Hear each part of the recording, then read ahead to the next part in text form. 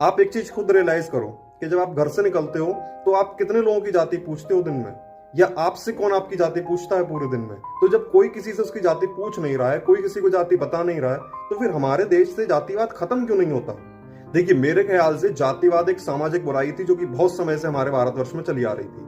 1947 में आजादी के बाद जो हमारा कॉन्स्टिट्यूशन लागू हुआ 1950 में, तो जाति को पूरी तरीके से समाप्त कर देना चाहिए था। लेकिन हुआ क्या, जातियों को कॉन्स्टिट्यूशन में शामिल किया गया। तो जिस सामाजिक बुराई को आपको समाप्त करना चाहिए था उसको आपने लेजिटिमाइज कर दिया, और फिर असेंबलीज में और पार्लियामेंट में अलग अलग जातियों के हिसाब से अलग अलग लॉज बनाए जाने लगे। जातिवाद जैसी एक सामाजिक कुप्रथा जिसको सिर्फ समाज समाप्त कर सकता है, और बहुत हद तक समाप्त भी हुई है, उसको हमारे देश की पॉलिटिकल क्लास समाप्त नहीं होने देना चाहती, उसको हमारे देश की गवर्नमेंट नहीं समाप्त होने देना चाहती।